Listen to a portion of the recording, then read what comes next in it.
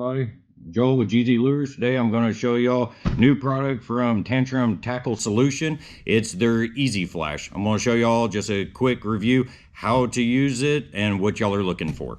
So we got a couple of different colors over here. So the colors that they come, we got black, purple, a nice red, this is ice blue, green, yellow. Today we're going to be actually using a royal blue over a pearl. So for the skirting, most of the time we're going to be using these over bullets. So just want to show y'all how simple it is to use this stuff. A couple of different things that y'all are going to need on hand to really get these skirted very well. First off, some good glue. We use Zap-A-Gap in-house. Works very well for us, very quick drying. 30-pound rigging floss, pair of scissors, and then I would highly recommend y'all use a seamstress tape. It really helps you whenever you're trying to get the circumference to get the correct measurements for your skirting. So with that being said, I'm going to go ahead and show y'all how to do this. First off, we're going to be doing a jackpot big blue. Way that I do this one, get your seamstress tape, you're going to roll it around, and you're going to find out what the circumference is. Right here it's showing about 9.5. So with that being said, go ahead, pull out my skirting, measure out 9.5. I'm gonna go ahead and cut that off right there.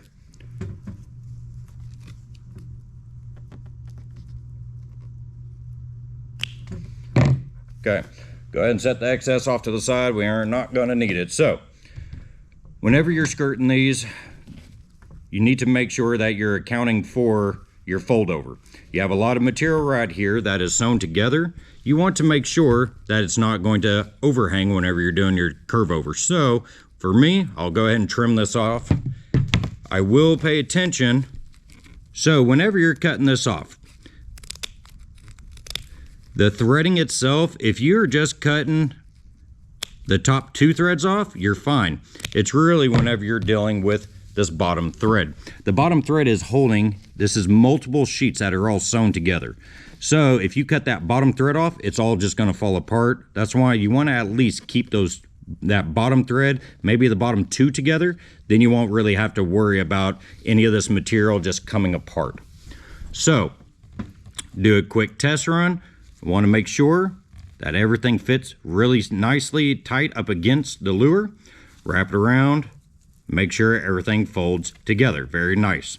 So whenever you're securing it down to the lure, just a small dab of Zap-A-Gap or Loctite or whatever kind of glue that you're using. Again, you don't need a lot of it.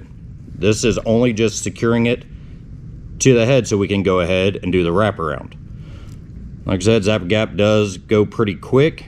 So a couple of seconds, hold tight on there, a couple of seconds, and it'll lock it into place. So right now you can see I'm tugging on it, it's holding it still. Go ahead and just wrap it all the way around your lure. You can see, lines up perfect because I used a good seamstress tape. All right, so securing the other side, I would do the same thing. Just a small dab of Zap-A-Gap on there, wrap it around, and secure it into place. Hold it down for 5-10 seconds just to make sure that you do have a strong hold on it. And then after we're done with that, we're going to go ahead and do your tie off. So like I said, everything now is secured down really tight. Go ahead and get your rigging floss, bring it up. This is the way that I do it. It holds tight and it's very simple. So through your hand, around your finger, up and around. We're going to do a couple of loops around it just to make sure that we're getting a good secure tight lock on it. Get it tight, bring it through, and for me I always do a square knot on it to make sure that it holds tight.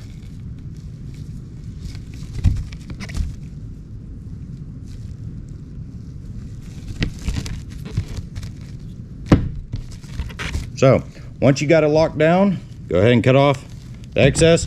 Leave a little length on here because if you don't, your knot might come out and then, well, you're back to square one. After you got that, you're going to do your flip over, and then you're going to end up using these small rubber bands. The rubber bands, you can pick these up anywhere. You can go to Walmart, you can go to Walgreens, wherever. Go to the hair section. We use little bitty hair ties. The black rubber ones, they hold down a whole lot better. They stretch a little bit better than most of the other hair ties. That's why I would recommend go ahead and get the black rubber hair ties. I'm gonna slip it over. I'm gonna lock it into place. So now I'm gonna go through. I'm gonna check all my ridge and make sure I don't have a huge bubble over it where the skirt's popping out. So the rubber band is set where it needs to be. We're gonna go ahead, we're gonna do a top tie off of this one. Same thing, go ahead and wrap it around. Make sure that you're getting a good tight all the way around.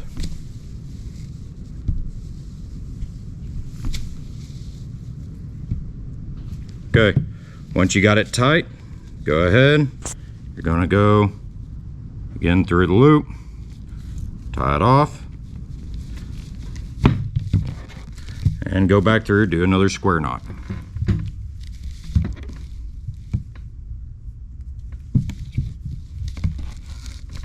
Okay, once you got it good and tight, go ahead, cut off the excess, same thing, leave a little extra. Now we're going to go ahead and move that rubber band down. Now for the extra length that you have sitting here, go ahead and fold it down so it's tied in with the rest of it, and just a small dab of Zap-A-Gap. That's going to lock that down and make sure that that knot will not come out, so everything is secured.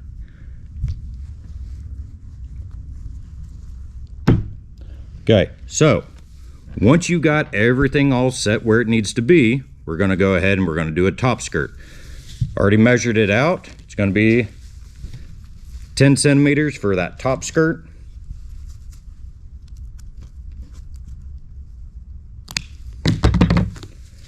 And we're going to do the same thing. I'm going to trim this one up just because of the skirt saddle. I want to make sure that I won't have any of this material overhang. So, going ahead for this one lure, I'm going to cut down that center thread line again. Okay. Once you got everything already cut, we're going to do the exact same thing. I'm going to go ahead, secure it down to the lure itself, wrap it around, and go ahead and do my tie-offs. So, same thing. Make sure you get your glue, little dab. I would recommend to do this on the side that does not have the thread protruding. Do it on the other side. It'll lay down tighter, just so you're not having to fight it with the glue. So once this is dried enough, and you can see same thing, it's dried up, go ahead, wrap it all the way around, and we're going to do the exact same thing we did with this one. Wrap it all the way around and lock it into place with another dab of Zap-A-Gap. So one small dab, and we're just going to fold it right over and lock it into place.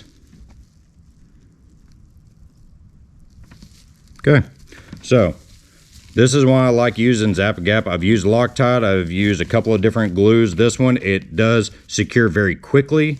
It dries very fast. So you want to make sure if you do get it on you, acetone will get it off. Okay, back to the exact same way that we skirted the inner skirt. Go ahead, run this all the way around. Whenever you're running your line, you want to make sure that you're going down with it, because you want to make sure that this is going all the way to the end of your skirt saddle. You do not want, or the front of your skirt saddle. You don't want it going any further back, because then you won't get a very good tight seat on it, and you're going to have a gap in between your skirt saddle and the skirting. So same thing, got that set, go ahead, run this through, get it tight, do a square knot, make sure you're getting these knots as tight as you can. and then do your trim off. Okay.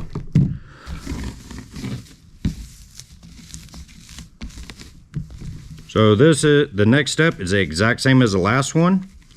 We're going to do a fold over, put a rubber band just to lock it all down, make sure everything is seated properly, everything looks good, and then do a tie off.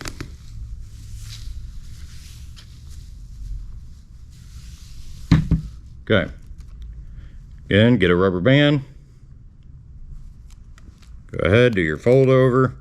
The only reason I double them over, one, you want that skirt, the skirt material tight, just so you can get out any ridges, any flares, anything like that, and make sure that you're going to have a very clean skirting after you're done with it. Whenever you do have it all skirted up, you can move this product around a little bit. If you need to shape it, if it is bowed up a little bit in one area, you can move it around.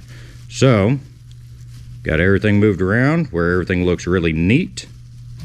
I'm gonna do it my top tie off. The tie is the exact same way as the inner tie. Go ahead and wrap it around. Gonna go ahead and sink it in.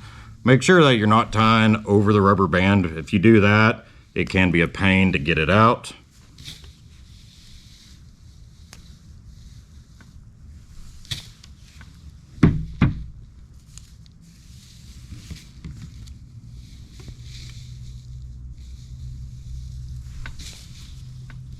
One more.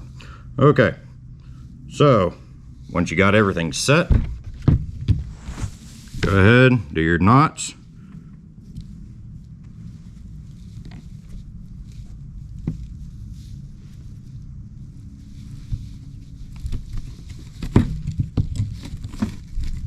Again, make sure that the knots are very tight.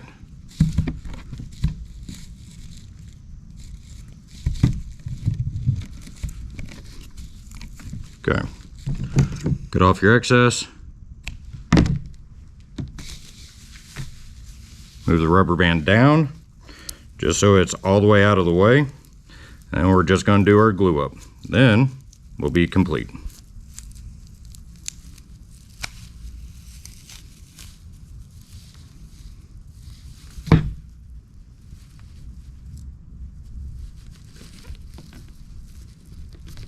Okay. Again, very small bit of glue. You do not need a lot for this. There's a nice small little bead on there. Okay. Once everything is done, we got our glue on there, everything is finished up. You'll see you have a completed skirted up lure. Not difficult to do.